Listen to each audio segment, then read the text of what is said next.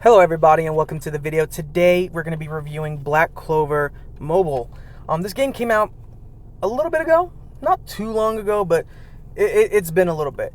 And I wanted to review the game, but obviously I wanted to play the game just a little bit, just to get a handle on it so I could give a truthful review. And for those of you who have seen the game and you're like, I haven't touched it, I don't know if I'm going to, I'm not sure I'll like it. Let me give you my review and then you can decide. At the end of the day though, this is just my opinion, but we'll be going over a couple things. We'll be going over the story, just generally how you're going to approach the story, the battling system, the gacha system, the character building / customization, the artwork, and then we'll do a small summoning session. I think I have like 74 bonds, which that's what the tickets are. So we'll have a couple summons, which hopefully we get some pretty neat at the end, but that's what we'll be doing. So bear with me. I'm going to try and be as detailed as possible, right? So there are some games that I've reviewed within the last week or so, like Ecocalypse or whatever, which I played for less than a day because it was just so boring. I actually fell asleep playing it. So it didn't exactly get the best review from me, but of course with Black Clover, when I started playing it, I actually kind of liked it, and I was like, I'm gonna keep playing it to make sure I like it, because if I like it now and then 2 days later I don't like it, I don't want to give it a good review and then I'm just not playing anymore. So it's been a week since I started playing it, and I can honest to God say I still like it, right? I'm playing very casual but I'm playing. I am playing it. So let's start with the story, right? So for the story, it plays exactly like 7 Deadly Sins Grand Crossing. I don't know if anyone said that yet, but I'm saying it now. If you've never played 7 Deadly Sins Grand Cross, I suggest you do go play it. They have a lot of crossovers. I don't know if it's exactly the most active game out there. It's been out for a while. But essentially, it follows the anime, and you progress through the story, or the anime, or the whatever, as you defeat enemies in the story, and you defeat certain stages, which makes it immersive, I guess, because you got to get stronger alongside your character, or alongside the characters that you're watching. But I could see how some players might be slightly annoyed at the same time. I mean, reason being is because if you can't beat a boss or a stage, you're not moving on. You're not watching any more of the story. I mean, you can watch previous things in the story, but you're not going to continue to see the story, which if you're like me and you haven't watched Black Clover, I know, I could already hear it, but if you haven't watched Black Clover, that could be annoying to you because you're like, oh my god, I this part of the story is so cool, and then now you're locked behind a stage because you're bad at the game, and you don't know how to build characters or level up characters or anything like that. But it shouldn't be that hard, in my opinion, because they give you tons of resources to help you beat these stages. I mean, they throw you free characters, which, I mean, literally, I think in the beginning they give you not trying to not count summons, I think they literally give you like 5-6 characters, maybe. Let's see, they give you Asta, they give you I can't remember a lot of the character's name. They give you his friend, I think that's his name, they give you Mimosa, I believe. Noelle, Magna, I can't remember the other kid's name. I think they give you like 7 characters, 5-6 characters? Yeah, 6 characters. But they give you quite a few characters, so you have a wide array of options. On top of that, you do get your summons, which they throw out at you a lot. They give you tons of summons, so you shouldn't be able to not beat a stage because of a lack of characters. If you can't beat a stage, it's because of a lack of grinding. You're just not leveling up your characters for some reason, or you're not gearing them up, or whatever. The game is not that hard at the moment. On top of that, you get assisting mages, which are essentially, you get to use other players' mages, which a lot of people already have max level characters that do like 40,000 damage on their skill 1.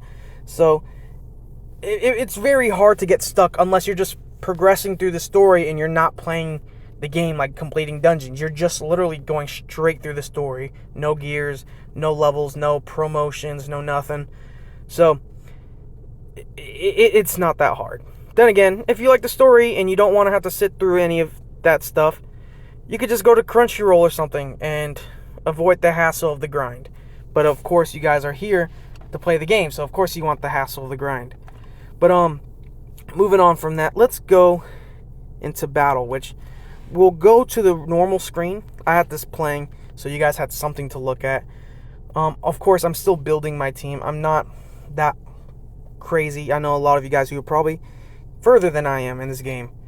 But let's go to the battling. So the story, obviously, I will give like a 7 out of 10. It's not a terrible story. It's not exactly my type of story. I could see how people like this anime. Maybe I just need to watch more of the story. But if you're a very, what could I call it? A very eccentric and loud person, I think you'll love this anime. For me, I'm more of a very detailed, all that, type of stuff.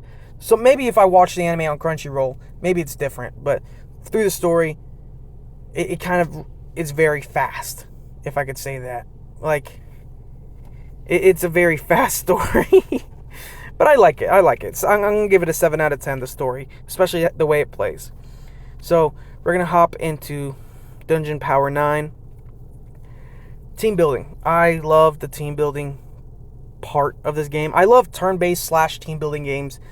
And Black Clover does it pretty well. I mean, first off, you get a team of 4.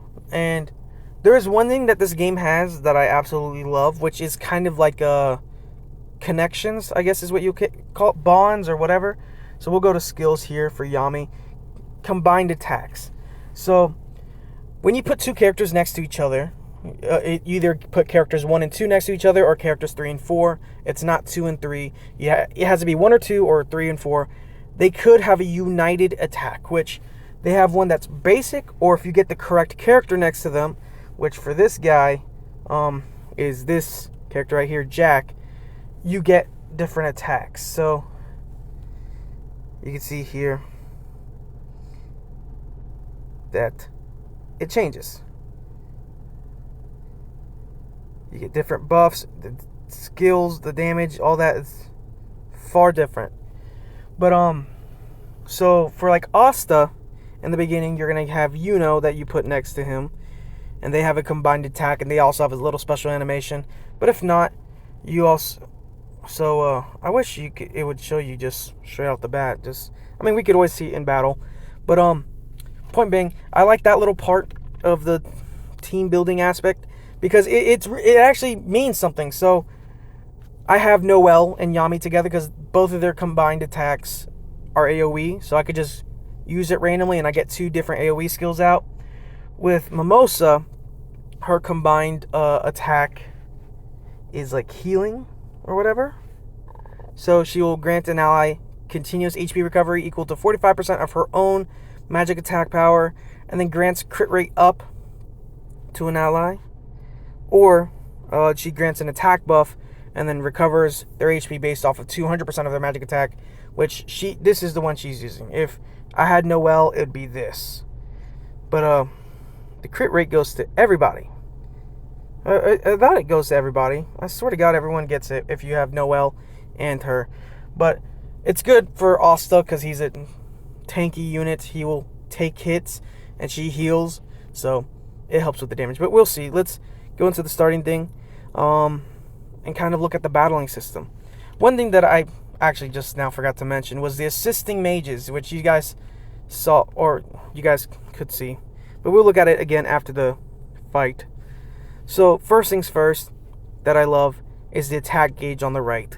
Now, of course, there is an attack bar, like you see if Yami attacks, his thing resets down you see near his name. The yellow's gone, which means it's going to be a while until his turn comes up again. But for some people, it's not enough just to see if a bar is completely filled. Because if we're looking at the enemy, almost every single one of those enemies has their bars completely filled. You could maybe see like a little tiny dot missing, but you would kind of like to know who's going to go first, right? Is that blue thing going to go first, or is my Mimosa going to go first, right? The brown-haired chick. Because it looks to me like they're both pretty much equal. So, the monster is obviously kind of a little bit ahead. But most people are going to be like, oh, I thought I was going to go first, which is why I was being a little bit more reckless. But if I knew that the monster was going to move first, I would have been a little bit more safe. Thankfully, there's an attack gauge that tells you exactly who's going to move next. So after Noelle moves, you're going to get these 2 ruin stones that are going to attack. Then Asta. Then you get this weird little blue thing, the Codex. Then Mimosa. And then it goes back to Yami, which obviously it plays out that way. So I love that part.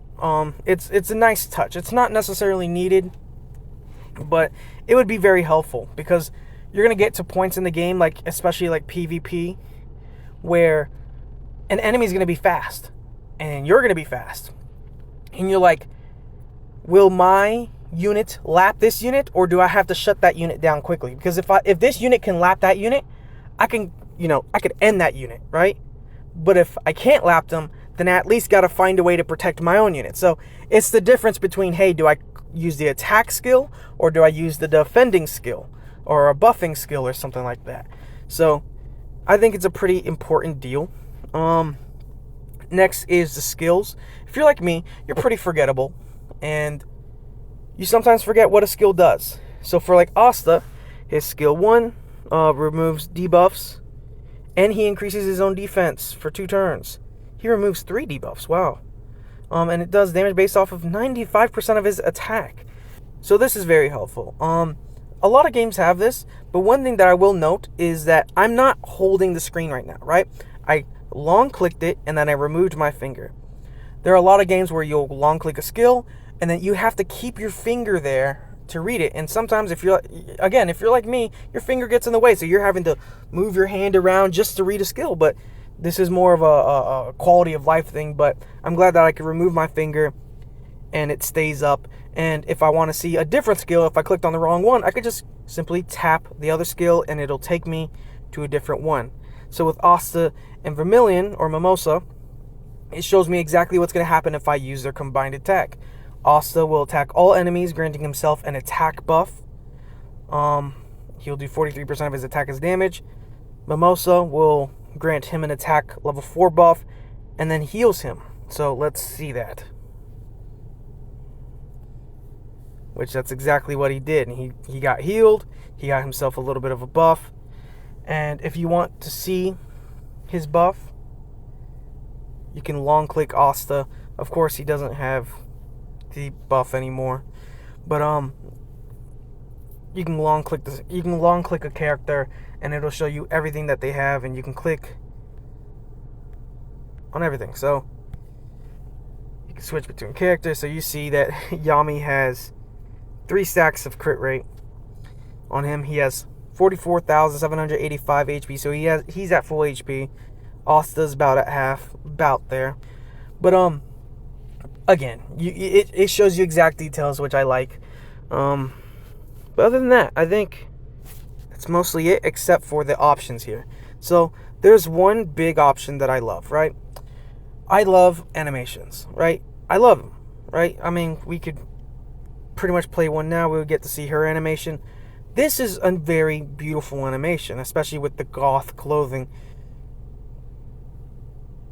But as you can see, this takes time. And not only that, I don't want to see the same animation 1,000 times in a day. So I'm glad that they give you the option to have it play in full, shorten it so it's just a little bit shorter, or cut it out entirely so you're only seeing 1 second of the ultimate. So that's good for someone like me, where it's like I don't mind watching the animation. It's not a big deal to me. And there are definitely some days where I just want to. I hop on the game just to see the animations. I don't really care what I'm doing. I just want to see the animations of certain characters. But there are also going to be other days where I'm just trying to grind a stage, and if I have to sit through 5-10 seconds of an animation every single time I use the ultimate, it's just going to make me not want to use the ultimate, or I'm going to get annoyed and I'm just going to put the phone down while it's autoing and I'm going to look away, when in reality I want to be paying attention to the battle. So that's really nice. So we can play the cut version of an animation here. So it plays like 1 second of it, and then boom, it finishes. So I like that. I like those options. Let's see. You can go to the other extra options, which it shows actually a more detailed version. Auto skips, skip summon scene, whatever. Show tap effects, which you can see it does here. Vibration settings on or off. Sound, graphics, which you can increase or decrease depending on what you want. So it's not bad at all. Actually, I like it. That's easily one of my more favorite parts is the battling, the battle animation cut. So let's go back to the team building screen so we could talk a little bit more about this, and then we'll move on to the next thing. Okay, so one thing that I want to point out is, or a couple things, is when you're building your team, I like how they do give you recommendations. So they've essentially recommended to me all the blue, air quote unquote, units, because all the enemies here are fire. So if we click the back arrow, it's going to take me back to this screen, but you'll notice that all of our enemies are fire units. So of course, or red units. The blue units are going to be the most helpful here. So they recommend to you all those units. And on top of that, again, if you are having trouble with stages, there are assisting mages. And you can see everyone that you are part of a squad or friends with, or the recommended friends. And you can see here that they have tons of people with tons of units that are maxed out pretty much that you could borrow. So you shouldn't really have a big deal beating these stages. So I wanted to point that out. The next thing that I wanted to point out is kind of like the gacha system in this game. The gacha aspect in this game is dang near perfect in my opinion. I mean, we will go to the summon screen just to show you. First off, I don't feel like the rates are bad at all. I mean, I think the rates are amazing. I mean, getting like a 5-star in this game isn't entirely easy, but it's not difficult at the same time.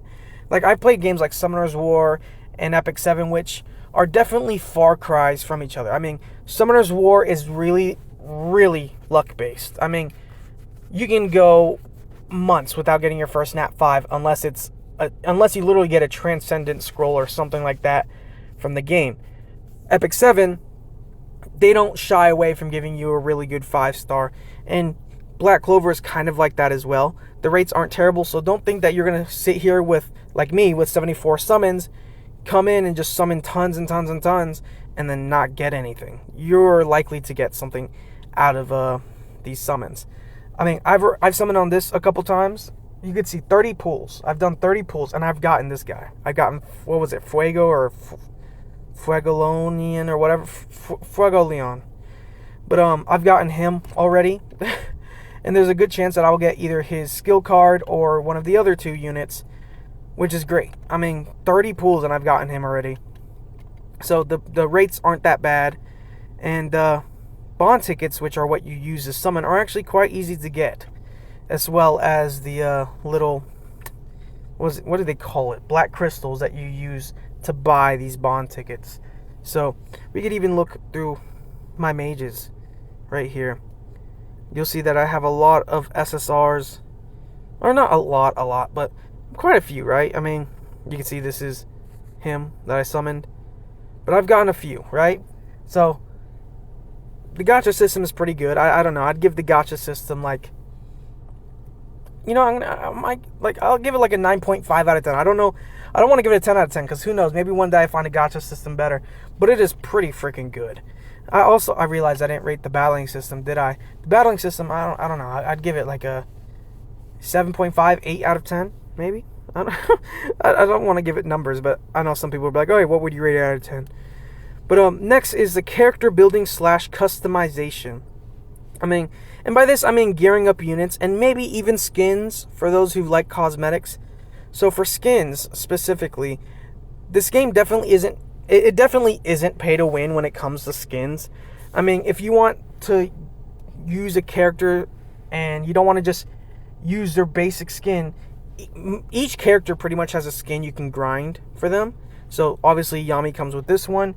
I can grind out his spy animation or his spy agent skin through Bond. So if you play the character enough, you will get a skin. And most characters have these skins. Obviously, there are going to be some that don't, like Noelle. Noelle is a rare character, I guess.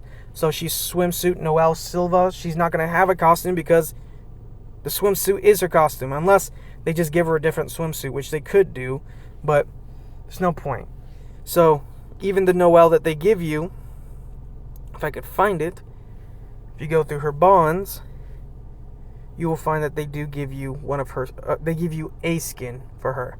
So Spring Picnic, which we can actually get a preview of that in her costume thing. And I guess there are some that you could either maybe buy, but Spring Picnic, and then this is her uniform, which I don't know how you get that. But you could also buy one. So like for her, I bought a pack, which then gave me her thing. You could literally spend like 99 cents and get this uniform. So I'm guessing Noelle's was from a different season. So the skins are a pretty good part of the game. They did pretty well with that. Let's actually move on to the skills and gears and all that, which I think is more important. Okay, starting off in the skill page, you do get a skill page that you can equip to an ally, which is pretty important. I mean, it helps with your battling. You could add a basic one that you get, which you get a lot of these basic ones, which this one increases all allies' attacks. You get some of the more basic ones like this, which increases the HP recovery you receive. Or you can get character-specific ones that alter skills. So for example, they give you this one in the beginning for Yami, which changes his skill just a little bit. So if we go to the skill page, without his skill card, it tells you, oh, upon attacking an enemy afflicted with bleed, inflicts a stun status element on them for 1 turn. And attacks a boss after granting a 30% increase damage dealt buff, which it tells you this. It tells you what each thing does. The stun obviously cannot take an action on own turn, and then increased damage dealt increases the damage dealt, which that doesn't really help a lot. If they could give like a specific number, that'd be better. But for some of these skills, they do give numbers. So, for example, on skill 1, he lands a bleed on all enemies. There's a chance that for him to, upon landing a critical hit, which the bleed states that they take damage equal to 5% of max HP at the start of the turn, and it could stack up to 1 time. So you can only place one of these debuffs, which is cool or whatever, right? And you can go through all these skills, and it tells you the exact details, which is very helpful. So I like the skill page. And you could also, level up the skills through these little things right here, which I'm glad about. There are some games like the one I play, like Summoner's War, where you need to get copies of the unit to skill them up, which I think is rather annoying, because it's like you get like a Nat 5 in Summoner's War, and then they have like 15 different skill ups. So you're either going to have to get Devilmons or their exact copies, which when you get exact copies of Nat 5s, more often than not, you probably want to keep a copy of them, because you never know if you're going to use them a lot for Guild Wars or whatever.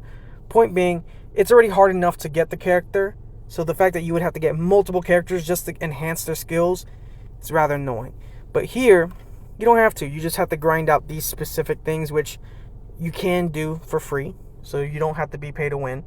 The only thing that's pay to win kind of with these characters is the enhancing option, which we'll kind of skip over gear for now, which you can get a copy of the character so you can enhance them, which enhancing helps. As you can see, it increases penetration, attack, magic attack. At certain stages, you get increased passive. So you see here, it'll increase his it'll enhance his passive. So he gets 14% increased damage dealt when attacking a boss. And at the bottom, it also grants a counterattack for 1 turn at the start of a wave. So he'll counterattack, obviously, whenever he gets attacked, at least for 1 turn, right? Yes. So we get to see everything, and we actually get to see every single thing that upgrades. So at enhancement 4, it adds accuracy. So it's a big deal, right? But as you probably saw in the enhanced screen, you could also just get this right here, which you can get as rewards from certain, I believe, limited challenges, as well as exchanging other copies. So if, let's say I summoned Yami already like 5 times, and then I summon another one, I could exchange Yami's piece in the store for one of these, I believe. If we go to the store, I believe you can do that. I've seen that with a couple of the other ones. Of course, I haven't had to really do it, but growth, I believe it's growth. Which one is it? Shared mage pieces? Whatever. Exchange center, probably. Nope. There, you could do it somewhere. Well, okay, so you can do it from raids. You can get one from raids. So it's not pay to win. I mean, you could probably buy some. I'm sure you could buy some somewhere. You can see I've bought a couple packs because I like the game. Point being, it's not pay to win. You can get it, and raids are free. You can do raids for free. So you can eventually summon a character once and then get their enhancement done fully if you dedicate some time to the game. So that's a good thing. With the gears are not very complicated, but it's still somewhat complicated of a system, but very, very easy to understand once you start playing the game, at least for more than a day. You go through here. I'm still going through parts of the game, so unlocking everything like the change substat thing is in the works, but equipping gear and doing this whole little weird puzzle thing with it is pretty interesting. Can't wait to get to this part where I do the earrings, necklace, and headband or whatever. But not that hard to understand. I got a UR piece. Oh, but it's I could probably throw that on Asta. Anyways, but the gear system is pretty clean. It's not that bad at all. It's a little bit more complicated than I'd like it to be, but it's not so complicated that it's hard to understand. God, I think the only way you can describe it is it is a little bit more complicated than it has to be, but it's not entirely difficult to understand. Moving on to talents. So talents is something that you unlock pretty early in the game, around the end of chapter 3, which I'm starting on it, but if you can rotate this thing to put different talents, which for the one I put increase crit rate and then increase attack, and you could change these around to help benefit your character in battle. And if you do such things, then obviously your character will be stronger. I mean, it's pretty basic. I like the talent system. I like them putting talent systems in the game. It kind of reminds me of is it Raid? Raid has a talent page, kind of, but very useful. The bond system I like because you get rewards, but it's also a little bit of an annoying thing. The reason I say this is because let's say you get a new character, right, and you want to hurry up and max them out. Not necessarily. You're not going to max them out from the get-go. You're going to have to use them a little bit, or you can send them gifts, so like bond boxes.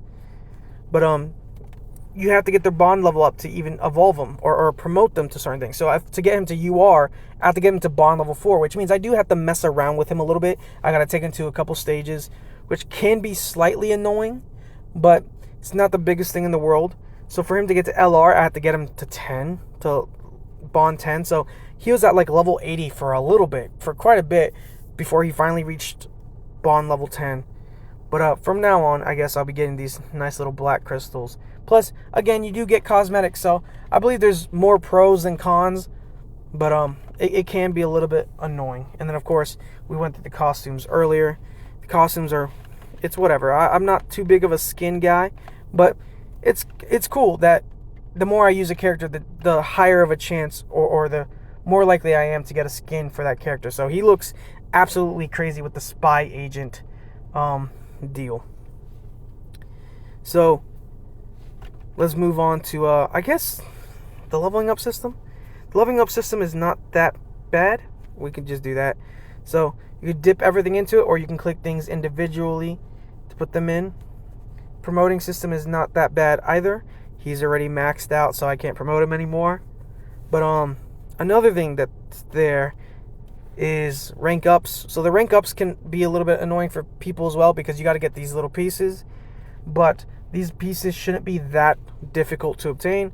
Again, you can go to the shop, go to mage pieces, and you can exchange some pieces. So if you've already maxed out the freaking witch lady or any of these units, you could just throw in a piece, purchase it, and exchanges 1 for 1.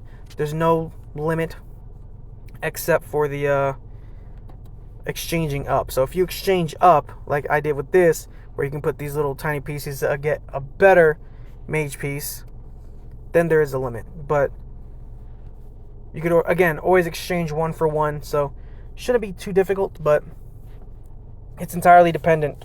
So if you go wasting your resources and just ranking up anybody with the pulse, you're going to have a much more difficult time. But as you can see, I'm managing, I guess, somehow.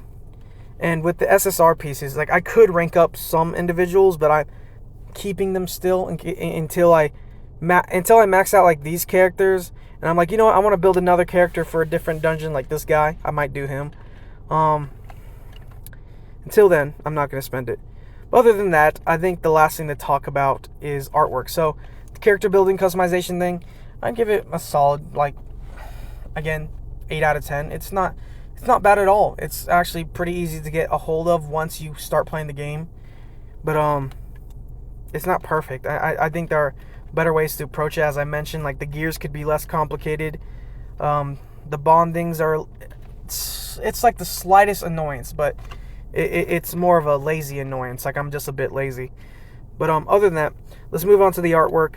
I personally love the artwork. I mean, even like flipping through the characters, they have their own little animations. And then it does like a little slow down freeze to this. So like for Yami is one of my favorite.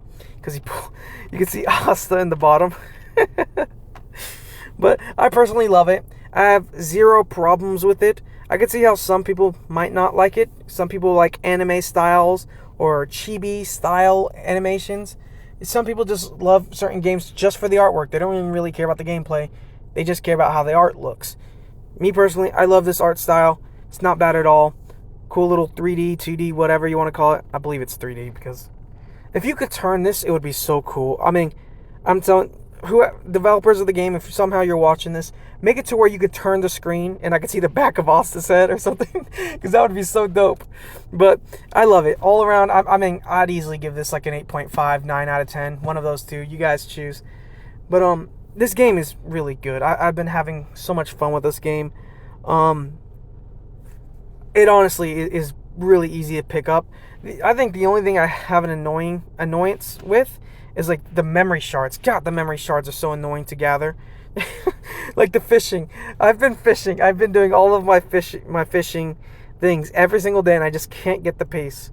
But it's whatever. One little thing I did want to talk about before we move on to the summon, because I know this video is long, is the hideout and the income you can collect. So as you play the game, and you get, obviously, by the time you get to the end of chapter 1, you discover the collect income option.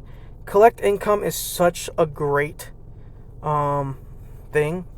I love the collect income. You can get, obviously, tons of fuel out of it, stamina, XP potions and stuff like that, and even skip tickets, which is really helpful because it's like you're gonna burn through a majority of your stamina within the first few minutes, but then you collect income, and it's not skimpy at all. I mean, 198 stamina is big. 3 skip tickets and a good amount of leveling up potions, whatever you want to call it. Plus, you get these cool little mini games here at the hideout. You can challenge Yami to cards, or it's called speed. You can cook dishes, which helps with your runs. There's tons of things to do at the hideout. I personally love it. But let's move on to the summons, because that's the most important part. I don't really care about who I get. I mean, I prefer to get Jack, because I'm aiming for I'm aiming for her in the Gateway of Reunion. So Charlotte Rosalie. So let's see. Can I get lucky? Is the first summon gonna be lucky? Oh, I don't know. I don't know about the summon animations. I guess not. Whatever. But could skip it. As long as we can get something new, I think that's all that matters to me. But, gosh, what would I rate the game in general? I think that looks like it's going to be good. There we go. There's also a chance that you get 2 of those little rainbow things. So, that's a big deal. Okay, I got her. Okay, that's good. I got her skill page. So, in general, I think I'd rate the game. I have to rate the game at least an 8 out of 10. Black Clover is a really good game. I'll probably be playing it, a lot of it on my own for a while. If you guys want to see more content on it, I'll see about doing that. But it's definitely an easy 8 out of 10. It's worth playing. I was so scared that it was going to be like a bad game. Like when Echo Copolypse or whatever came out, I heard so many good things about the game, and I played it, and I was like, gosh, I can't help but fall asleep playing this game. So it's like you see games for animes come out, and you're like, oh my god, this is going to be so cool. And then it's boring. Is this the Fuego? Okay, so I got a copy of him, which is fine. I'll use it for enhancements. I'm just going to call him Fuego. Okay, so I got a new SR. We got about 3 more 10 pulls. But yeah, the game's been pretty fun.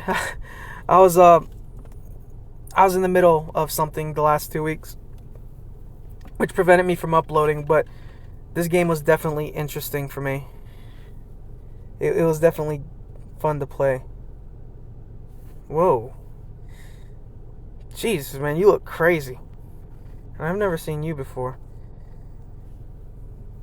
I'm new to the Black Clover universe, so I don't know names. I don't know nothing. Which I think that's what is also making the game pretty fun. There's an actual storyline that, that is new to me. So, that's also pretty fun. The game's not going to be fun for people who probably... I mean, it can be fun, but I don't know how fun it could be for someone who's watched the anime. But then again, the gameplay can be just enough for people. Please, can we get Jack? That's all I care about. Give us Jack. Let's see. Oh, maybe. Am I a decoration to you? That works. That works. Okay. Gosh. So I just need a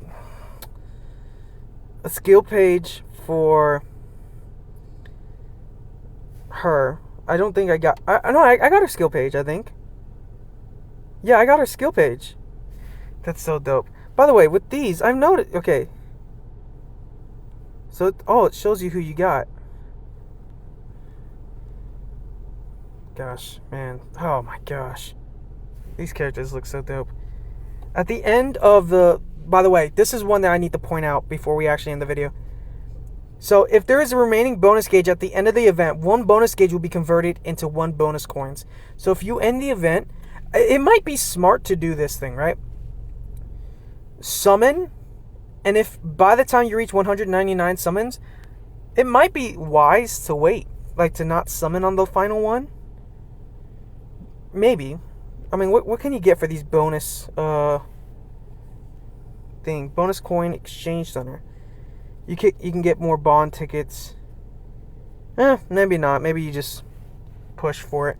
But it's nice that they reward you. So if you've been summoning as much as you can, and you're like, oh, I don't play too much, but with the few summons I did have, I summoned and I got to 100 out of 200, and I failed to summon them before the end of the time. They give you coins so you can exchange for other things like Yule or more bond tickets. So the next time a seasoned character or whatever comes out, you could summon them. You have a better chance to summon them. So that's really good. I enjoy that. I think the skill page summons is going to be useless.